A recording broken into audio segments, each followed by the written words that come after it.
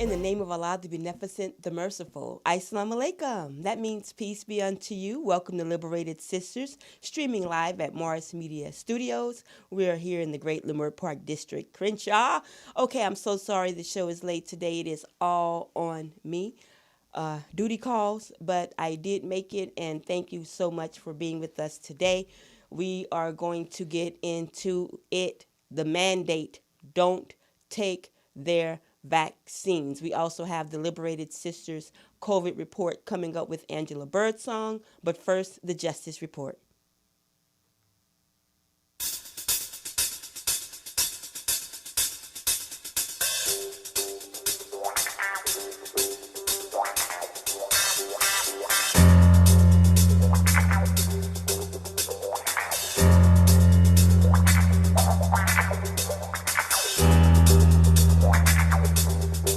In today's Justice Report, which is leading into the show, really, the Farrakhan Factor, the whole Liberated Sisters broadcast today, we're dedicating it to the Honorable Minister Louis Farrakhan's, the Criterion's mandate: don't take their vaccines. This is coming out of this week's Final Call newspaper. The President Donald Trump's priority. There's that cover. Let's just leave that cover there a little bit if we could, Sister Felicia. President Trump's priority is getting reelected, not the safety of the American people, as he pushes for a COVID-19 vaccine before November elections. The polls show millions of Americans are skeptical and wary of the drive to do in 9 months what could usually take 10 to 15 years. But the Honorable Minister Louis Farrakhan of the Nation of Islam has delivered a clear, direct, bold warning: don't take their vaccine. The history of medical abuses and deadly acts against Black people demand Blacks convene their own experts, seek alternative treatments from around the globe, and the U.S. must drop its unjust embargo to allow Cuban doctors to help save lives. You can read the Honorable Minister Louis Farrakhan's powerful warning of the Final Call starting on page 20. You can read it in the Final Call, starting on page 20, and read other articles about why the president and the government cannot be trusted. Those are on page 2 and 3. This is the final call, the final call, the final call for survival, and that is the Justice Report. Right now, we're going to move into the Liberated Sisters COVID report, which, as I'm saying, it all ties right in. And I made a mistake. Actually, we're broadcasting live from Morris Media Studios in Leimert Park, but we're streaming on my Facebook page and we're streaming on my YouTube page, Liberated Sisters on YouTube. So right now, we're going to go into the COVID report with Angela Birdsong. This is out of a collaboration with Ethnic Media Services. One of the messages talks about the looming threats in terms of the Census 2020 and COVID-19. Let's take a listen. The COVID pandemic exposed the great inequities in our society and certainly in education. As schools are reopening around the nation, school districts grapple with how to educate students this fall, and can distance learning work for all children? Ethnic Media Services brings education experts to discuss school safety, the digital divide, and the difficulty to ensure every child has the ability to press forward during this pandemic. Dan Dominique, Executive Director of the School Superintendents Association, describes the digital gap. There are 11 million children out there that still do not have the laptops that they will need for remote learning.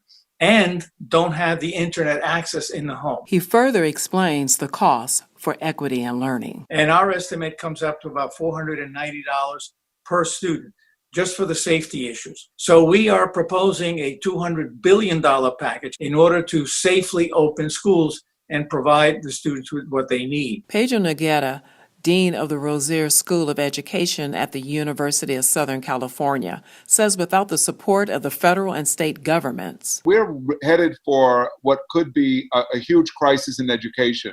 That there has not been the kind of funding required to open schools safely in many districts and in many states.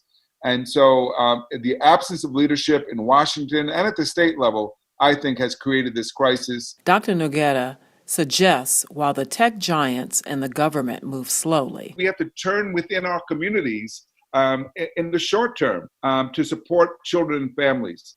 I don't want to pretend this is sufficient or adequate, but I am saying that we cannot await and simply sit around waiting for help. Eddie Valero, Tulare County Supervisor for District 4, describes two bills in California State Legislature. AB 570 and SB 1130 that can have a massive impact on underserved and unserved communities with respect to distance learning and broadband access. And these are game changers for education. Though we may not see it in the immediate, if passed, these bills would get us closer to the equity in access to technology, not only for schools, but for communities as a whole. Reporting for the Liberated Sisters COVID Report, I'm Angela Birdsong. As enumerators follow up on households that failed to self-respond to the census questionnaire, and the Trump administration issues a policy order seeking to bar undocumented immigrants from being counted for reapportionment, Ethnic Media Services brings experts to provide updates on how to rise above new threats looming over the census and why it is important to be counted. Marilyn Stevens, Assistant Regional Census Manager for the Atlanta region, explains how COVID-19 reveals the need to complete the census. We're in a pandemic and we are scrambling for resources to manage it.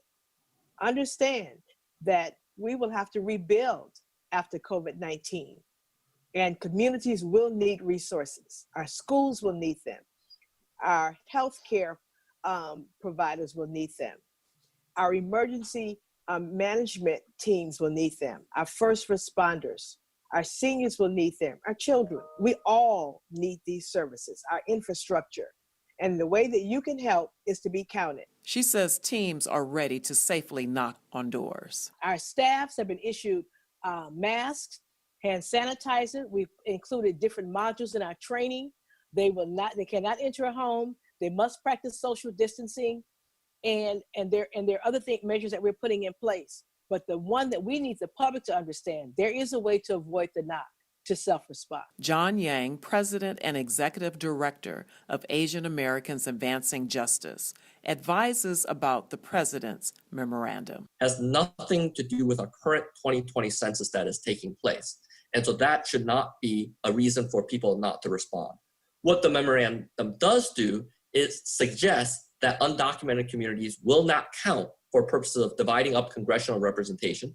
That is patently unconstitutional. Reporting for the Liberated Sisters COVID Report, I'm Angela Birdsong.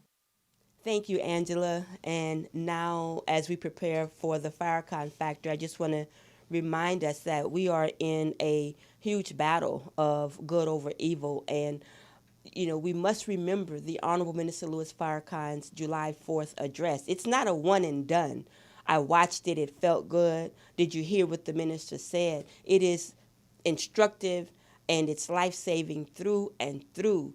And when you hear it once, you hear it twice, you hear it 3 times, I'm on my 6th time, and there are things that I didn't understand or hear a certain way before, but at the end of the day, it is the mandate now, and it is for survival. So with the Farrakhan factor, we'll also be coming back after he speaks a bit and delve into some more of the final call coverage of don't take their vaccines. But here is the Farrakhan factor, the Honorable Minister Louis Farrakhan speaking from his home, the Garden in Michigan, on July 4th, Independence Day.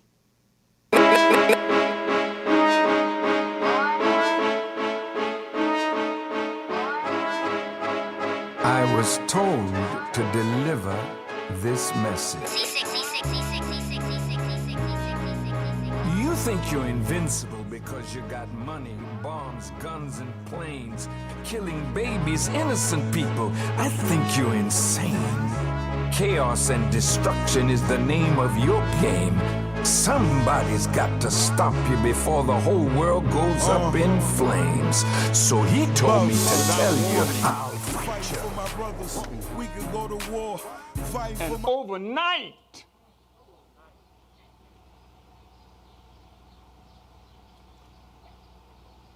the countries were being shut down. Think about it. God never takes a people when they're sad. In the days of Noah, he waited till they were very happy, having marriages and getting drunk and having a good time. And that's when the flood came. Be careful of your happiness, because in that hour that he was rejoicing, knowing that as long as that stock market was there and the economics of the country seemed favorable, he knew that he would be reelected.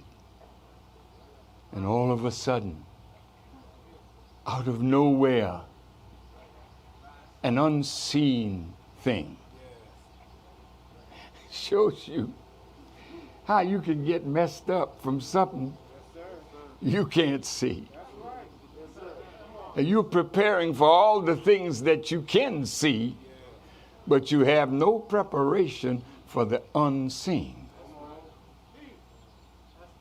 Because it's unseen does not mean that it's unreal. And the reality of COVID is what we're facing today. I say to my beloved family, brothers and sisters, we have to set an example before the world. I could not allow you to come out without a mask, as though because God has favored us that we are mask free, don't need it. That would make us followers of the foolishness of our government.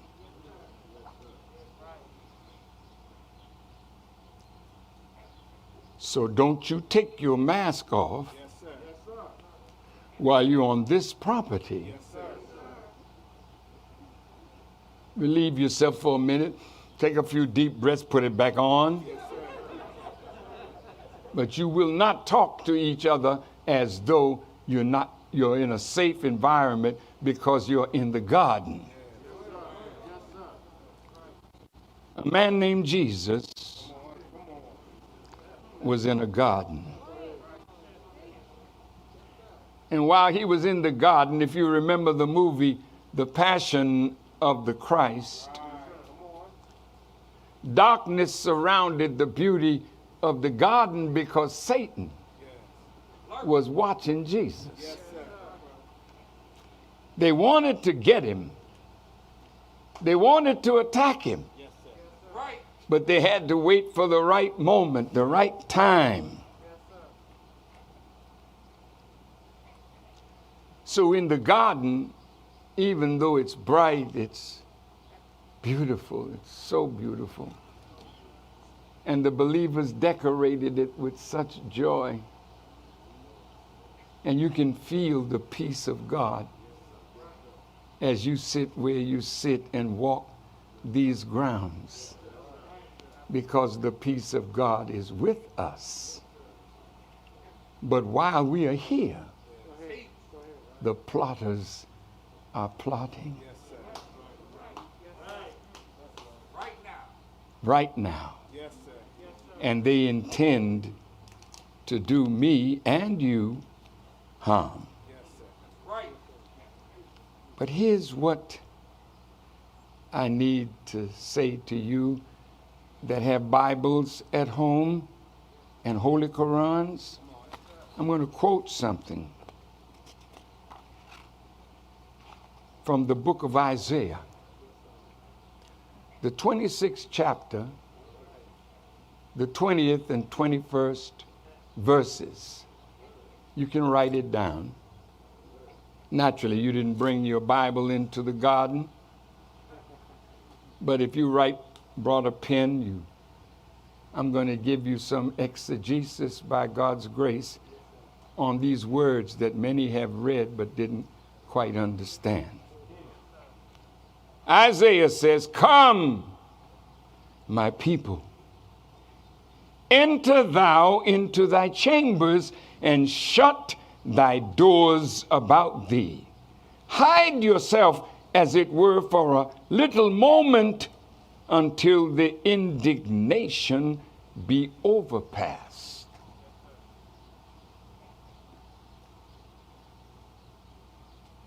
Shelter in place. Hide yourself. Ramadan was great because the coronavirus caused us to stay home. The coronavirus made us to study our Quran more diligently. We were not able to be social beings. Sometimes we need to be arrested. Because when you live your daily life always running to and fro, sometimes jail time is good for us. Sometimes solitary confinement is good for us.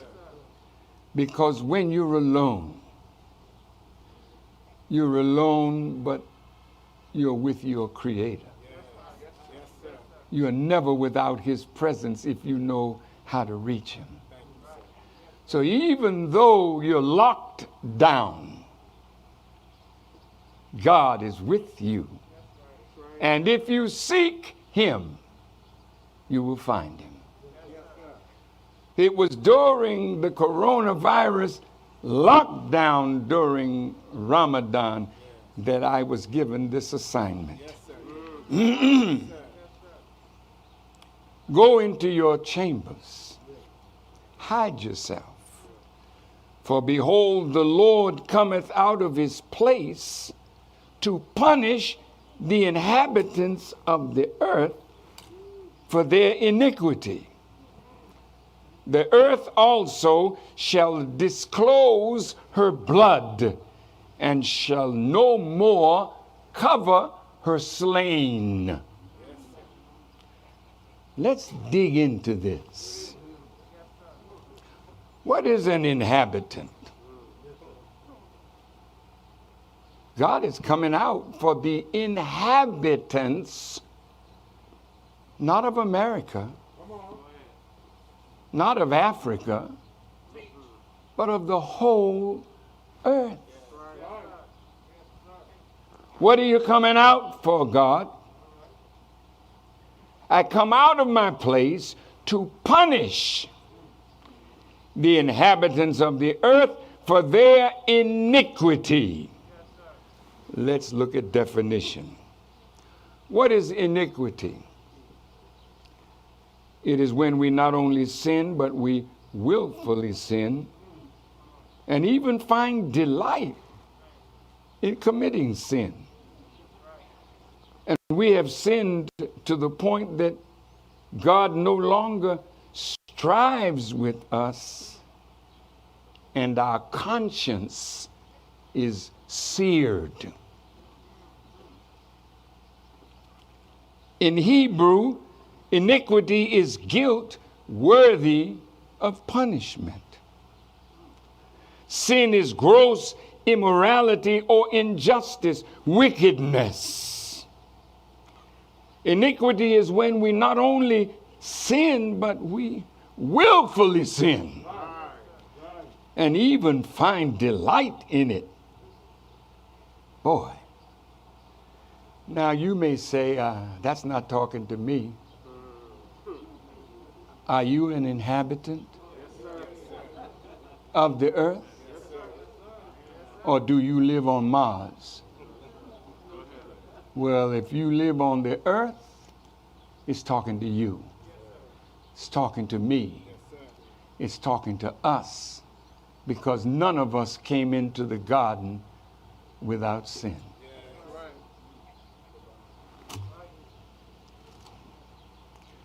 Our iniquitous behavior is a pestilence on the earth, so God answers with a pestilence.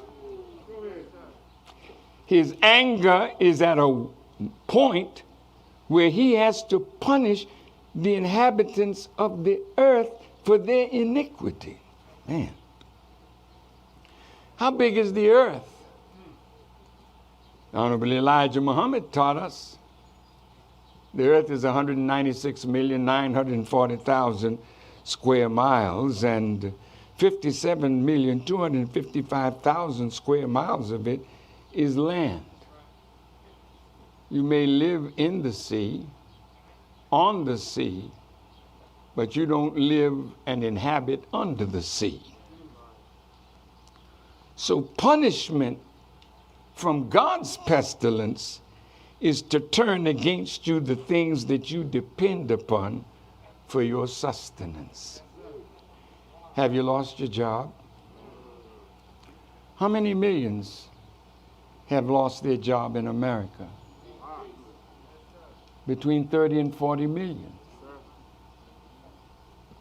How many of you have lost friends and loved ones? How many of us, being arrested in place in your house, how many find it like a prison? How many of you are arguing with members of your own family because staying with them day after day and week after week, you're discovering things about yourself and about one another? So you want this to end. So Mr. Trump calls it liberation. We want you to be liberated from the virus by asking you to come out from sheltering in place. Come out from wearing a mask.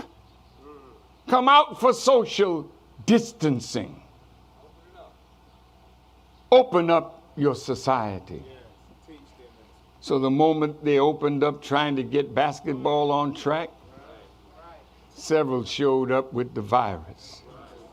In the choir, people singing, and the melodious sound of their voice was also coupled with droplets of death coming out of their mouths. So now many in the choir have already died. So you want this to end, but you don't know how. You want it to end, Mr. Trump, so you can go back to what was, but I'm here to tell you, sir, you'll never see what was again. That is over.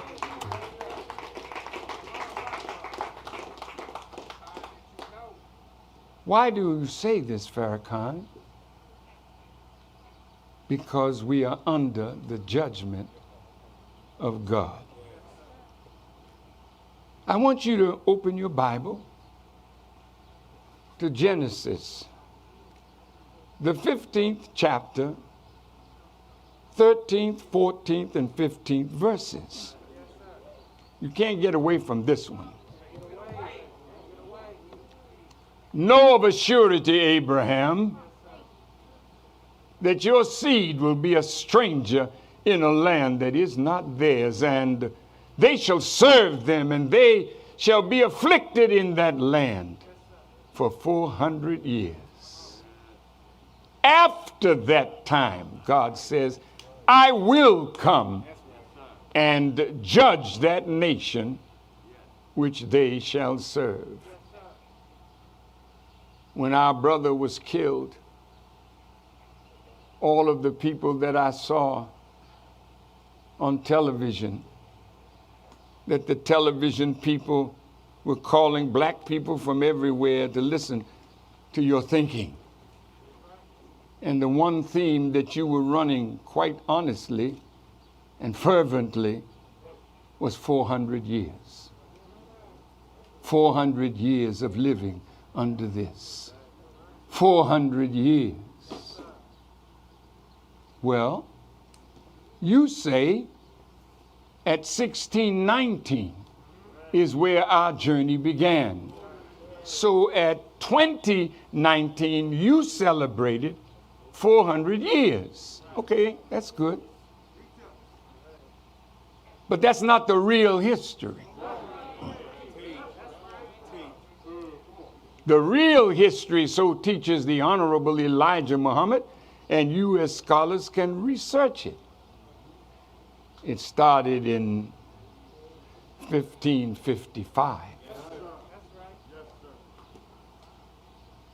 on a ship named Jesus that brought our first fathers out of Africa into America. Why 64 years missing? Have you heard of the $64,000 question? Why did they use that number? Because our tormentors know that it was 64 hidden years that turned you from a proud, wise African into a blind, deaf, and dumb so-called Negro.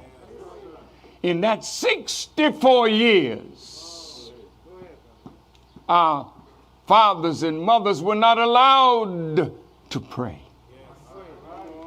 When the name Allah was mentioned, that mother, that father was killed. They were forced to make babies, and then they were killed. So in 64 years, you have 2 generations, if you count 30 years as a generation. So by the time 1619 rolled around, you were a totally wrecked human being. That's why you don't know your name. That's why you can't speak your language. That's why you've been ripped away from your natural religion. And that's why you have been made to love your enemy and call your enemy Massa, when before that only God was your master. I was one day with my brother,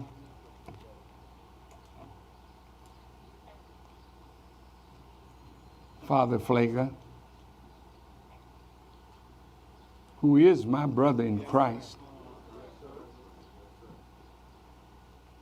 And we were talking about Mrs. Clinton trying to be president, and he mentioned to me that she felt entitled. Any of you that work with and for white people, the reason you cannot get them to bow to your wisdom even when you are better at the job than they, it's because of the way they were made. They were made to rule.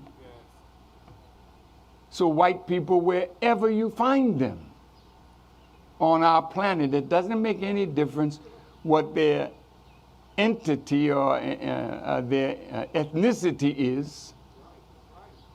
They're the same way by nature. So wherever they are in relationship to people of color, they always dominate with tyranny. And if you want trouble, you just rise up, even with a suggestion. They can't handle black intelligence. So in order to hold on to your job, you have to hide your growth. Because once you let them know your level of intelligence, they know then that they can't master you anymore. Then the next step is to move you out. I don't think I can do this whole subject because already I'm beginning to feel the effect of it. And so I have to cut it short. And that's something new, like the virus. The minister cutting his address short. But there'll be enough in it that I want you to hear from the Holy Quran. It's only 2 mentionings in the Quran. That is the July 4th address, the Honorable Minister Louis Farrakhan, titled The Criterion, July 4th, Independence Day. And you can view that on YouTube, The Nation of Islam. There was an effort to remove the video. The nation appealed, and you did too, and we won. And so it is there. You know, I was covering polls for the Final Call story on this COVID-19 vaccination, which you will see in our editor-in-chief, Brother Naba's straight words, easing on page 2, his editorial or commentary rather on page 2, and he talks about President Trump flip-flopping, so to speak. You know, he said he wanted a vaccine before the elections. He said as early even in October, most recently during a press briefing, he spoke about that on Labor Day. And Brother Naba points out how, you know, he tried to walk back from that, but he called the contradiction there. One of the things I did as I was writing last week on this was, and the article features student minister Dr. Ava Muhammad, voices from the National Medical Association, Congressional Black Caucus. They had a meeting, and so those voices are featured there. But I wanted to know,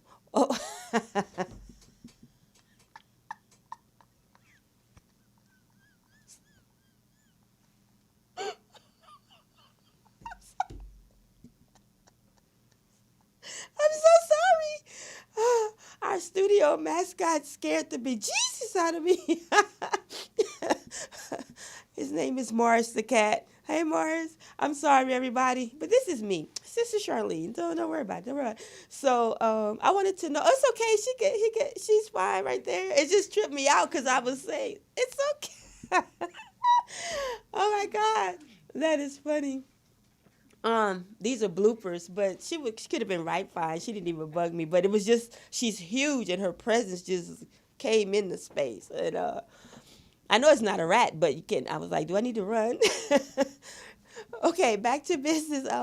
But I did an impromptu poll myself because I wanted to see. I'm like, who are the people that the pollsters speak to? So some spoke to voters, some did random, and there were 1,000 folks each. I just threw the question up. It was an impromptu poll for my Scope with the Final Call story, and I asked the question, would you take the proposed COVID-19 vaccine, whether it came out in January or mid-year next year, is what the scientists are saying, or if it came out this year, which is what President Trump is pushing for. And resoundingly, you all said H no, H to the nah, no, no, no. It was 89 comments. I think I had it open for 15 hours and closed it, but I welcomed everyone to continue commenting. 89 comments, and there was one person who gave a very detailed account of why she would take it, and she said she would take it after the first round of testing, however, not the first round of testing.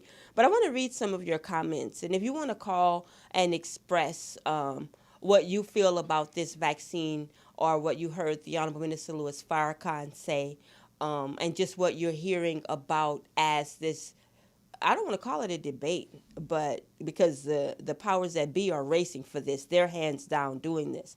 Feel free to call in. It's 323-815-4204. 323-815-4204. So I want to read to you what some of my followers on Facebook had to say. Oh, okay. And by the way, the book is out.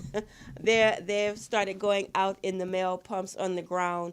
My testimony, being a black female Muslim journalist for the Honorable Minister Louis Farrakhan, and some of the stories that I've been able to cover, and some of the pain and anguish, and also solutions from the ground from families and activists.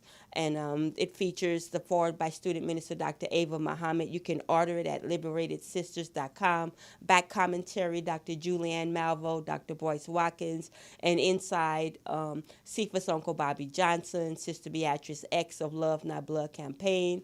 You have interviews with all of the editors of the Final Call that I could get to. Brother Naba, Sister Dora, Brother Abdul Arif, Brother James G. Their voices are there. There's an interview inside, pardon me, I'm still, my eyes are watering from Morris. An interview inside with my husband, Brother Abdul Qiyam Muhammad, formerly Brother Jesse, interviewed my husband. That was a very big insight even for me. But enough of it. You can order it at LiberatedSisters.com. I want to get back to work. So this is what you all shared in terms of your thoughts on the COVID-19 vaccine.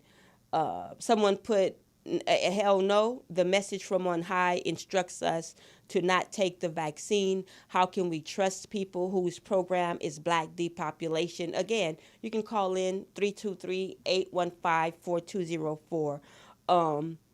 No, I don't trust the government, their history of experimentation on us. Most importantly, I follow the instructions given by the minister. By and large, most of the posts started with that or added the minister's sentiment, instruction.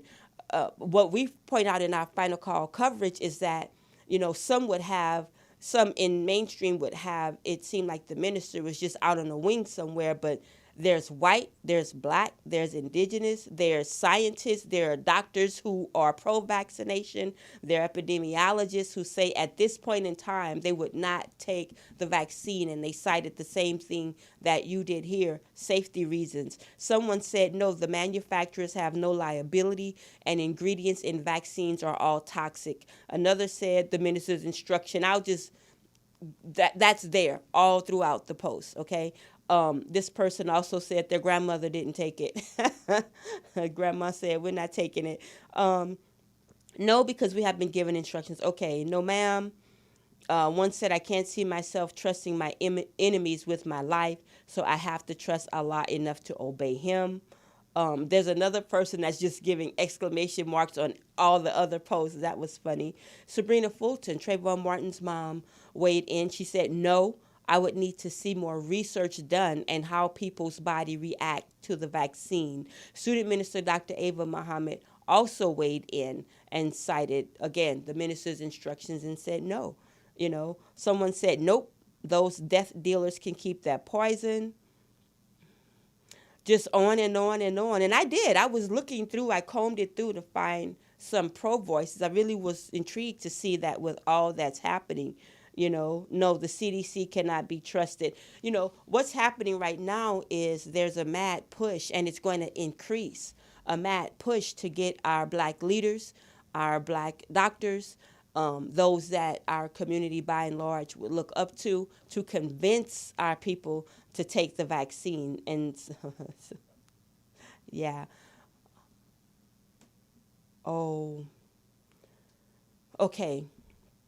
Brothers and sisters, I want to break right now from talking about the vaccine to give condolences and prayers, and ask you to join me with condolences and prayers to our dear brother, student minister, our Southern Region Representative Abdul Sharif Muhammad, on the passing of his wife, Sister Sharifa Muhammad. Our dear Sister Sharifa Muhammad has made her transition to Allah. And this from Brother Fontaine, well, actually, pardon me, Brother Abdul Rasul Muhammad, Brother Fontaine. I'm going to find the post and let you know what's happening. The world, I mean, just there's a lot of mourning taking place, but apparently this, just bear with me. This is from Brother Abdul Rasul, our general manager at the Final Call newspaper. Peace.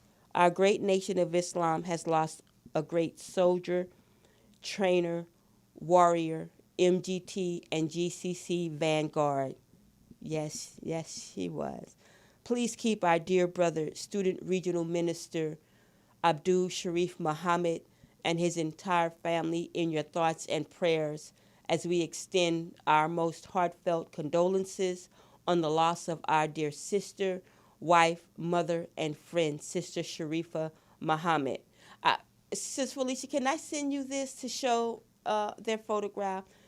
This has just been such a non-conventional show from my start all the way to now, but this is important. This is our family member, longtime warrior. I'm going to send the image for those of you who don't know. I want you to see her and see the beautiful family that loves her. And so I'm sending this to the engineer right now, if I could just get myself together. Don't take their vaccines, though. Wow. This has been a day. Sister Sharifa. I'll go back to reading the post from Brother Abdul Rasul. So I sent it, sister. May Allah continue to bless us all. He says, may Allah continue to bless you and your families in every possible way. So this is Sister Sharifa and Minister Sharif and their sons and daughters. And Student Minister Abdul Sharif himself says, Assalamu alaikum. The Muhammad family announces the passing of my beloved wife, Sharifa Muhammad. We thank Allah for her life and ask for your prayers during this difficult time. So, condolences are pouring in. You know, this is a lot. This comes on the heels. Look at them. Let's just keep it right there a minute. This is Sister Sharifa, of course, seated with Student Minister Abdul Sharif and their beautiful babies. Soldiers for Muhammad. Soldiers through and through. The condolences are pouring through. This transition comes on the heels recently of Brother Assad Muhammad, the son of Sister Sabira and Sijo Sabir in Atlanta as well.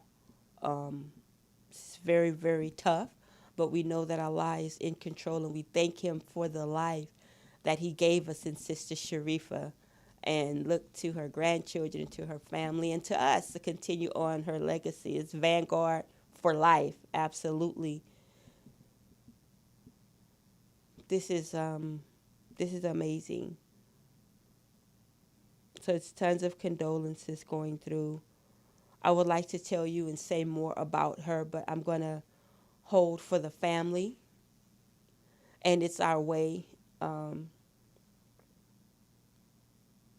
be patient.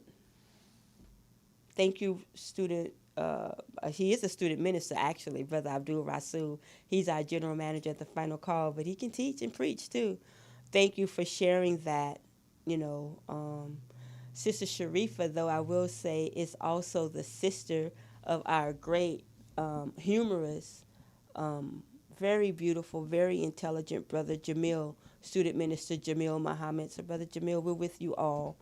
And, of course, Liberated Sisters and Sister Charlene, our family, whatever we can do. And the nation, as you know, is here. I'm here. Our family's here. Yeah, speechless. So I think I'm going to go out of the show with just a couple of announcements and take leave today. I need to take leave today. So thank you for tuning in. We will be airing more consistently on Liberated Sisters at YouTube. Again, you can order Pumps on the Ground at liberatedsisters.com, finalcall.com for this week's coverage on Don't Take Their Vaccine, the Honorable Minister Louis Farrakhan's stern warning and guidance, and the cover story, Why Would You Send Our People to the Slaughterhouse? So, Sister Felicia, thank you so much for having us here at Morris Media Studios, and thank you all for tuning in. I'm going to wrap the show there, and I apologize for tardiness and my antics, but hey, this is Sister Charlene. So if it's impacting our community or can uplift us as a people, let's talk about it. Peace.